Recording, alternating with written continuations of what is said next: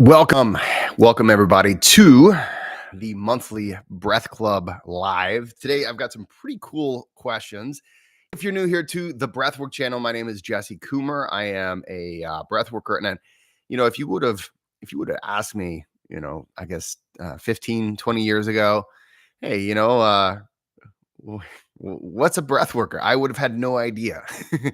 This is something that I stumbled across about 15-ish years ago and got really serious about. I've been a professional breath worker for about 10 years, written multiple major books in this space that have helped shape how this space has developed, and I'm really excited to share with you some of the topics that we have questions on in the Breath Club.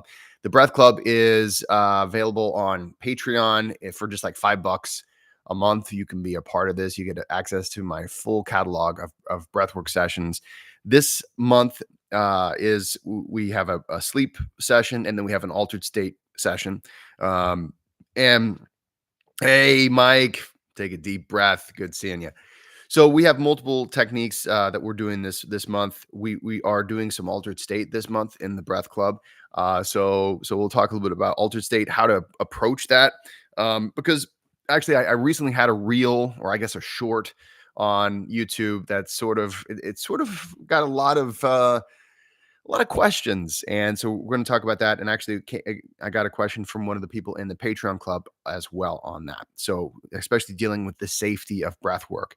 So we're going to talk about that today. If you're not a part of the Patreon club, make sure that you join. What are you doing? Make sure to join.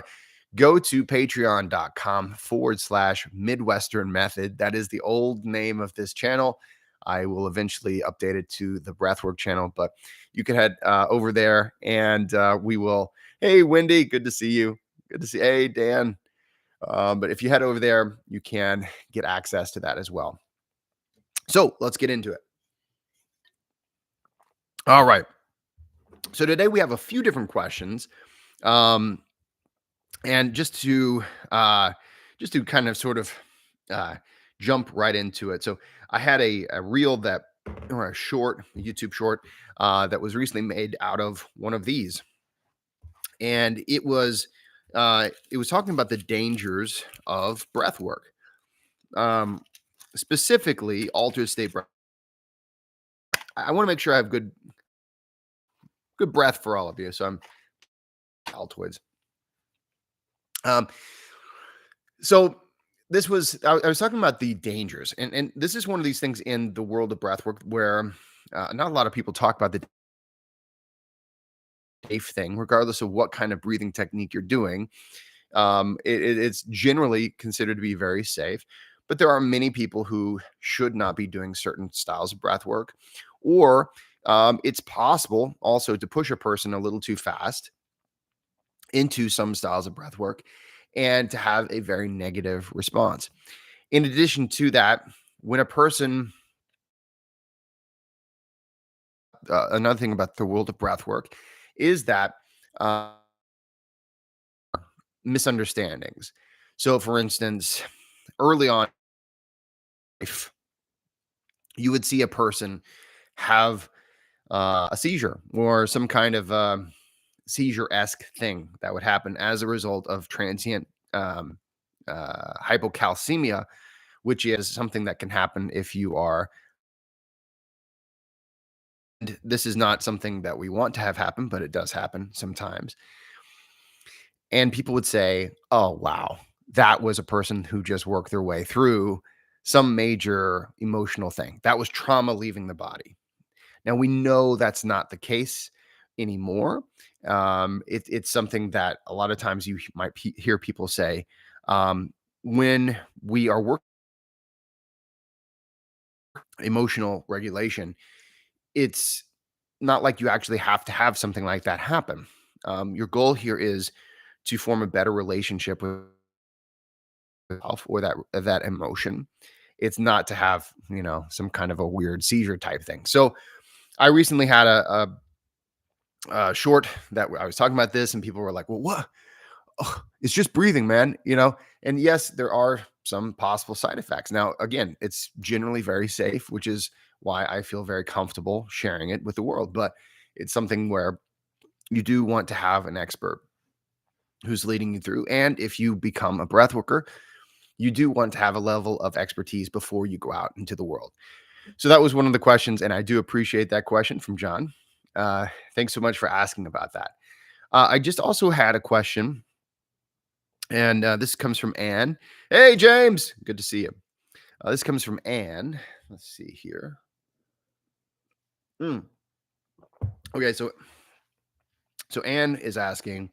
Um, she keeps seeing all these different styles of breathwork sort of emerging. Um, neurodynamic. Uh, let's see. Um, dynamic, volitional, neuropsych, somatic. All these different styles. What's the difference between all of these different styles? Um, well, now let me tell you this. I have sampled so many different styles of breath work in my day, right? And became certified in many of them.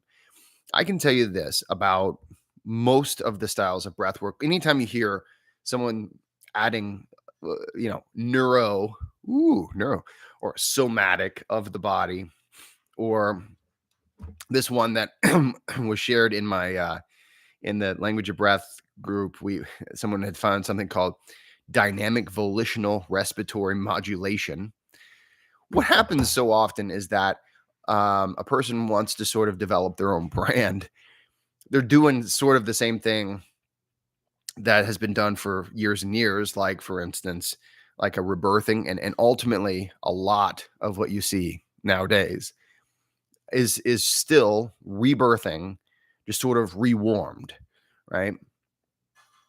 Circular breathing um, for long periods of time, and generally there's some kind of just a slant, like some kind of a flavoring that goes with it. Um, so you would have unstructured circular breathing, or maybe you don't have it. Maybe it's not as unstructured, but it's just generally levels of how they change the over breathing or the circular breathing. Sometimes nowadays we call it conscious connected breathing. This dynamic volitional respiratory modulation it blows my mind. This one, but the reason why it does is because it's just like the most difficult way to say conscious breathing. Um, so, so the real answer there, and I do appreciate this question, is that most of these different styles of breathing are kind of the same thing.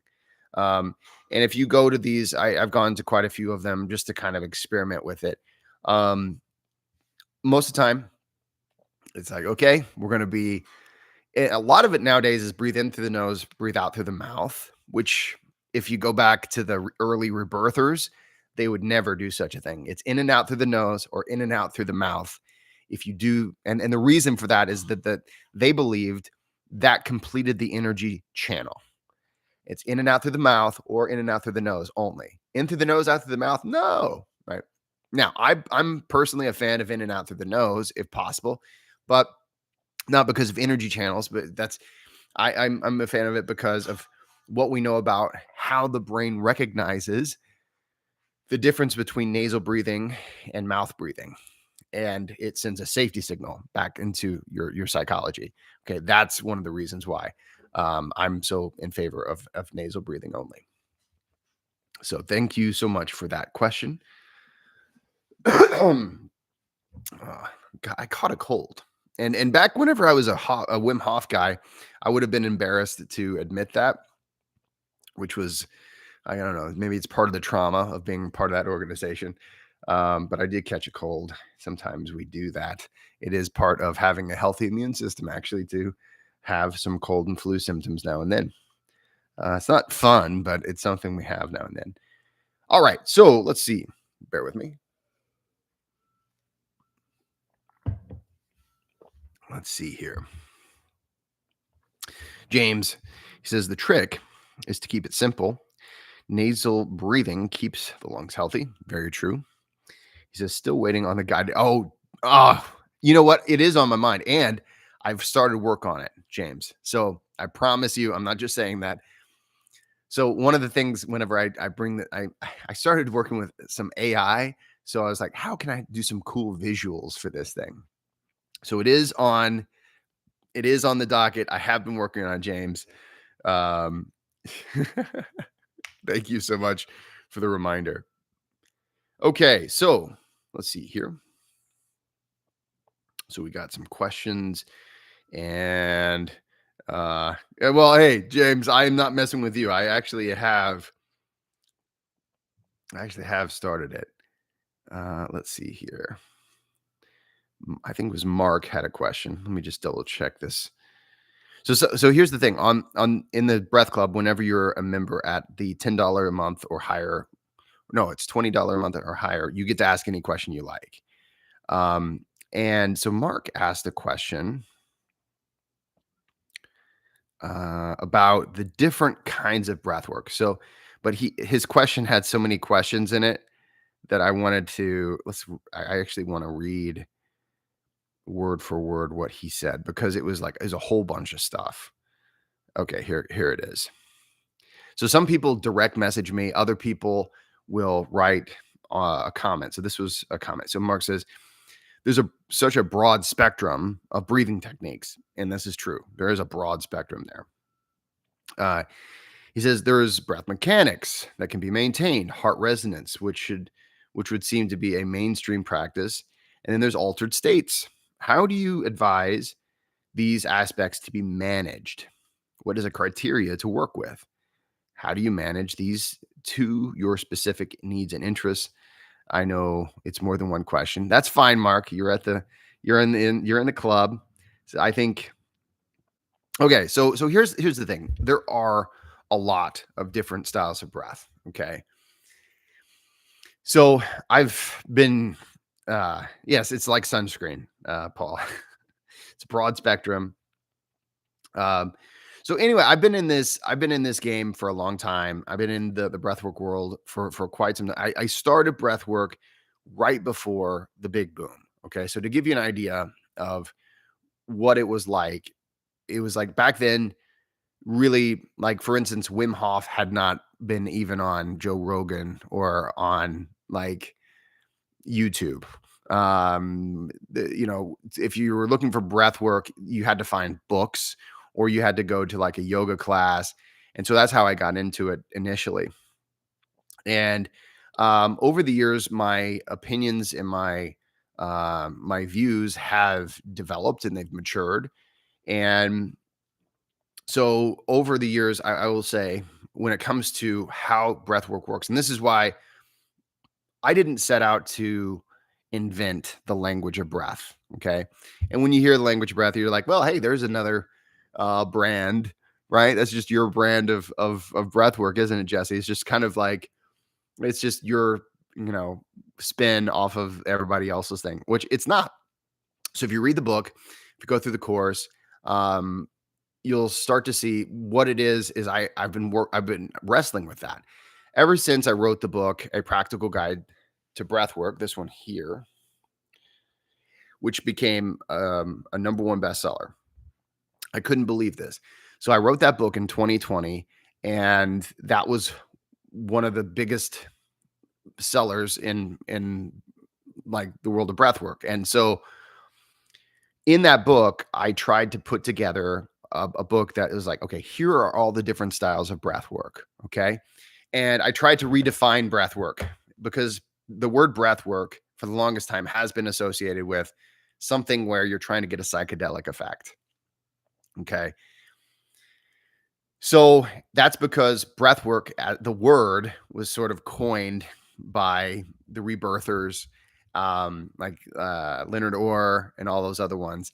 And it's and so when we get that word, oftentimes people are saying, oh, okay, that's what it is, circular breathing for the purpose of an altered state experience. And I say no.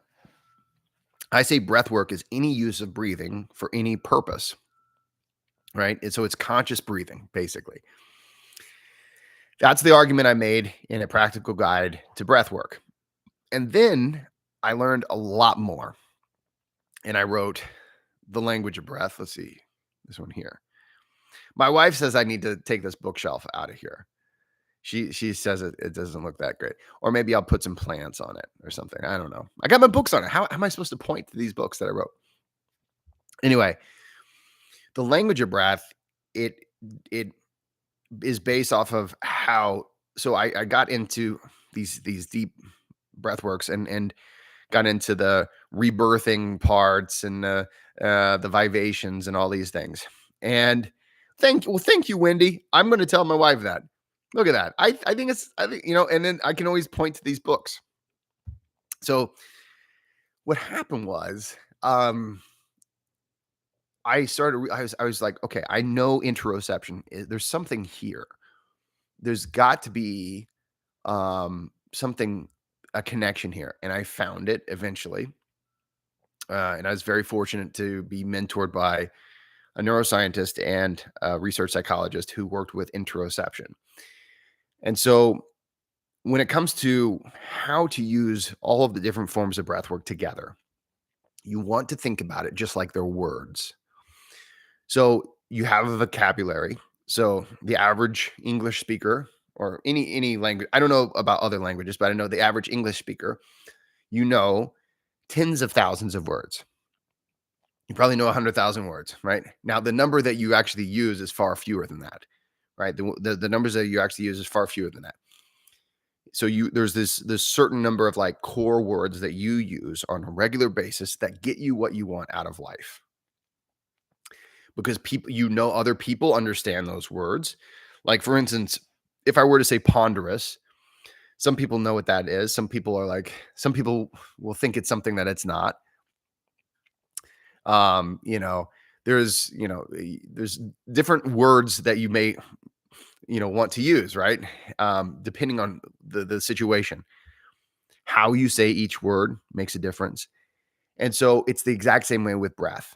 Okay. But and that came to me after I realized what the relationship was between interoception and state.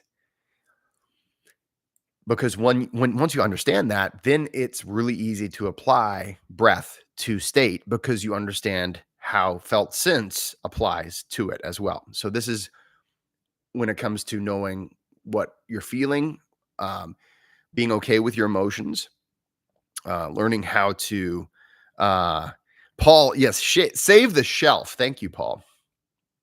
I'm sorry, I got so occasionally I look over here at the comments. I think we're gonna keep the shelf. All right. I think it's a it's here. All right. Maybe I'll get some plants. I don't know. Anyway, but coming back to Mark's question about the full spectrum or the broad spectrum of breathing techniques, it's really important to look at it as a language, as opposed to what's the right combination that's going to work for all people. Now, there are some things that I would say, across the board, there are truths. One is that altered state breath work, it really shouldn't be an everyday thing. If it's an everyday thing, a lot of times, um, it just sort of loses its value. There's a diminishing return. It becomes a coping mechanism more than it becomes a way of increasing your understanding of yourself. So I say don't do it every day. But there are some periods where you do it every day. It's just you don't do it every day for the rest of your life, right? So maybe I'll do it every single day this week or next week. And it's because I'm going through something or I'm trying to make a difficult decision. I'm trying to do something, right? I'm in a change in my life. But I'm not going to just do it for no reason. I'm not just doing it because, hey, I wake up, that's what I do. I do altered state breath work. I used to be like that. And then what happened is I realized that I was losing it sort of lost its value. And I also started getting more clients who had been doing that. And I know some people aren't going to believe me, but so many people come to me after practicing, hyperventilative techniques every day. And they are like, hey, my nervous system is incredibly dysregulated. And I know it is. And I don't understand why, because I keep doing all these hyperventilative techniques and they're supposed to help me. And I say, okay, so what else are you doing? What? Sometimes I'll do 4-7-8 or whatever, maybe. I don't know. But the only thing they actually do is superventilation or something like that. Okay. So, there's so basically it's like the only thing you ever do is there's just one specific type of conversation. So for instance, if my wife and I only talked about should I keep this shelf here, right? Which I think we've agreed we're not even going to have that discussion now. Like there's so many other things we should be talking about. And so it's just like your inner team, right? You are a conscious and unconscious experience working together. And so learning how to pick up the signals that the unconscious you is sending you and learning how to respond in kind, that's how to look at breath work. Rather than I need to, like for instance, I think so many people look at breath work like, okay, here's a dictionary. I need to say all these words every single day. Or I need to say this phrase every single day. Well, no, that would be silly, right? So the idea here is there are some things that you do want to repeat every single day, but most things are sort of in the moment. Most things are like, okay, I feel this way. I need to get through this. I'm going to do this technique because I need to send a message back to my nervous system so that I can keep moving forward. So I feel a good sequel might be a practical application to breathwork, i.e., combining the words of breathwork into situation. Oh, I like that. Into specific situations. Yeah. Practical application of breathwork. I kind of like that too. It's got a ring to it. A practical guide to breathwork. Everybody teased me for that name. People tease me because that's the name I had in mind. And they're like, what? That's not very artistic. That's not very creative. I was like, I don't need to be creative. This is, I mean, it's a black and white book, you know. Yeah, the coloring, I guess you could color the cover. Anyway. So Mark, thank you so much for that question. Because I think a lot of people are realizing that now.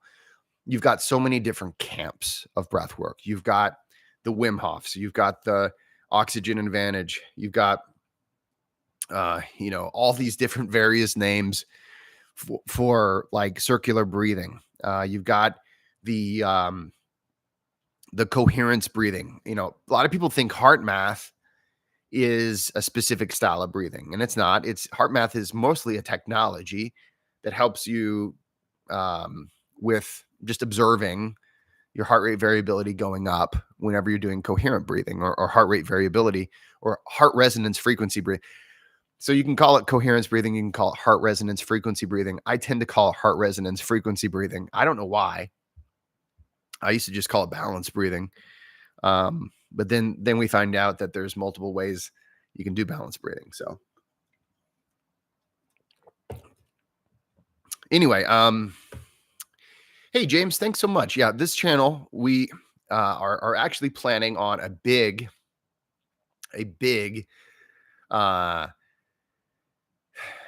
release starting probably January 1st, probably the first of the year. We're working on some episodes. What we're trying to do is get multiple episodes ready. And these are pretty cool. I found a really cool place to film these episodes. We've got multiple shows that are coming up. So instead of just like, here's one episode about whatever I want to do an episode about this week, we've got multiple shows. So every Tuesday, it's going to be like a breath work for beginners. Every Thursday, it'll be breath lab. Every Friday, you get a new technique. Like today, you everyone on the Breathwork channel, you got a 6-6. So 6-6 is coherence breathing for tall people, which is interesting, right? So it just so happens that our size affects our optimal breathing rate. Oh my gosh. Yeah, I'll make a 6-7 breathing, and my son will find it funny. So I am I'm an elder millennial or a junior Generation X. So I was born in 80. Next month I turn 45. Get to have a what have basically the colon thing. For some reason, it's not a colonostomy. It's like I don't know. Get that. That's gonna come. But anyway, we're going to be doing in the Breath Club. So this month we've got an altered state session. We've got a session for sleep, and next month in the Breath Club we're going to do a. Hey, Brandon, good to see you. Next month in the Breath Club, we're going to be doing a challenge for sleep. So it's a sleep challenge. The number one thing you can do for your health is get a better night's sleep. So this month we have a sleep guided track. So this month I released it today. It's the actual breathing techniques and the meditation only go for about 10 minutes, but the track goes for about 20 minutes, and it sort of just fades off so that you can go to sleep to it. It's pretty epic. So I'm pretty proud of it. My friends, at the next hour, we are going to get into the Breath Club's Breath Party. We call it Breath Party because it allows us to just celebrate the fact that we're a community of people from all over the world who get together to breathe. And we have a focus on our own mental health and our own well-being. So I'd invite you, if you haven't already joined the Breath Club, definitely join us. It's only $5 a month to start, and that gives you access to a huge catalog of guided breathwork sessions, and including your very own invitation to the breath party, and that's coming up at the next hour. So I want to thank everybody for being here. Colonoscopy, yeah, oh boy, yeah, James, yeah, it is. Yeah, you get one on 45. I'm going to be 45 next month, so that's one of the things I get to look forward to. Anyway, I'm feeling pretty good for 45. I feel like I'm doing all right. I guess I'm at that I was telling a friend of mine, I'm at the age where I start to brag about how old, I'm at the younger end of it, but you know how, like, if you're 90 years old, you're like, I'm 90 years old, right? Just because, hey, I'm still alive. I'm walking around. I'm like at the younger end of that. And so, start to say, yeah, I'm 45. Oh, hey, you're doing okay. That kind of thing. Anyway, big love to everybody. I will see you if you're in the Breath Club. I'll see you at the next hour. Take a look at the Zoom link that's in our community. I'll be sending that out. If you're not a member yet, hey, today's a perfect day to join. All right, everybody. I'll see you in a little bit.